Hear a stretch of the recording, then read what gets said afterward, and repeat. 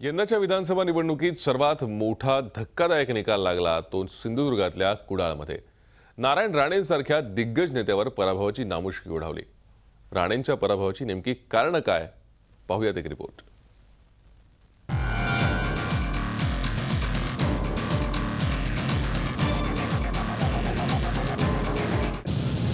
नारायण राणे म्हणजे कोकणचा ढाण्या वाघ, मात्र याच वाघाला कुडाळच्या मतदारांनी नाकारलं। राणेंचा पराभव करून शिवसेनेचे सिंधुदुर्ग जिल्हा प्रमुख वैभव नाईक जायंट किलर ठरले। सुमारे 10 वर्षांपूर्वी नारायण राणे शिवसेनेला जय महाराष्ट्र करून काँग्रेसच्या तंबूत दाखल झाले। त्यांच्यासह कोकणातील 5 आमदारांनीही काँग्रेसमध्ये प्रवेश केला।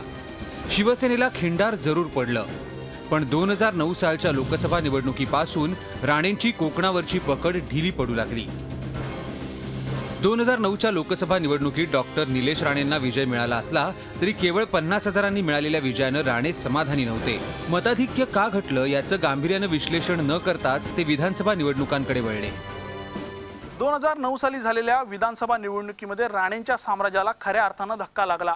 संगमेश्वर विधानसभा मतदारसंघ रद्द झाल्यामुळे राणे समर्थक आमदारांची संख्या पहिल्या अर्थानं इथंच घटली।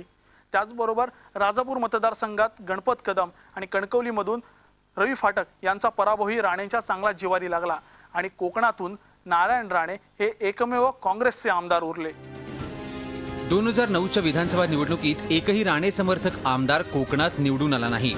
त्यानंतरच्या 5 वर्षात माजी खासदार डॉक्टर निलेश राणे, विद्यमान आमदार नितेश राणे आणि स्वतः नारायण राणेंनी सिंधुदुर्ग आणि रत्नागिरी जिल्ह्यातील अनेकांना दुखावलं। राष्ट्रवादीचे माजी प्रदेशाध्यक्ष आणि गुहागरचे आमदार भास्कर जाधव, सावंतवाडीचे आमदार दीपक केसरकर यांच्याशी त्यांचा पंगा होता। राणेंचे डावे आणि उजवे हात अशी ओळख असलेली राजन तेली, काका कुडाळकर, संजय पडते यांच्यासारखे खंदे राणे समर्थकही 2014च्या विधानसभा निवडणुकीआधी दूर गेले। त्यामुळे राणे एकाकी पडले। राजन तेली असतील, काका कुडाळकर असतील, संजय पडते असतील यासारखी मंडळी निवडणुकीपूर्वी राणेंपासून दूर गेली। एवढेच नाही तर राजन तेलींनी भाजपच्या तिकिटावर निवडणूक लढवली। पण या गोष्टीकडे नारायणरावांनी केवळ दुर्लक्ष केलं नसेल असं नाही, तर त्या लोकांची निंदा नालस्ती केली। सिंधुदुर्ग जिल्ह्यासाठी विविध प्रकल्पग्रस्तांच्या प्रश्नांवर तोडगा काढण्यासाठी नारायण राणेंनी पुढाकार घेतला नाही। उलट त्यांनी त्यांच्या मागण्यांकडे दुर्लक्ष केलं।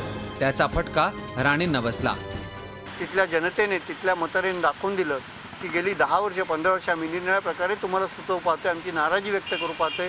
विशेषतः 2009च्या निवडणुकांपासून तर ही नाराजी निरनिराळ्या पातळ्यांवर व्यक्त होत होती, पण तुम्ही त्याची दखल घेत नसाल तर शेवटी जनतेच्या हातात 5 वर्षांनी येणारा एकमेव उपाय असतो, तो म्हणजे निवडणूक। आणि त्या निवडणुकीच्या माध्यमातून त्यांनी राणेंना त्यांची जागा दाखवून दिली आहे। नारायण राणेंनी सिंधुदुर्ग जिल्ह्यात अनेकांना विविध कामांची ठेकेदारी मिळवून दिली। हे ठेकेदार आणि दुसऱ्या तिसऱ्या फळीतले कार्यकर्ते राणेंच्या नावाचा गैरवापर करत स्थानिक जनतेला त्रास देत होते। त्यामुळे देखील राणेंची प्रतिमा डागाळत गेली। अखेर कुडाळ मतदारसंघातल्या जनतेनं राणेंना पराभूत करून शिवसेनेच्या वैभव नाईकांना विजयी केलं। 20 वर्षांपूर्वी याच वैभव नाईकांच्या काकांची, श्रीधर नाईक यांची राजकीय हत्या झाली होती। राणे हरले, पण कणकवलीतून त्यांचे धाकटे चिरंजीव नितेश राणे विजयी झाले। एका डोळ्यात हसू आणि दुसऱ्या डोळ्यात अश्रू असा काव्यगत न्याय झाला। प्रणव पोळेकर, झी मीडिया, रत्नागिरी। झी 24 तास रहा एक पाऊल पुढे।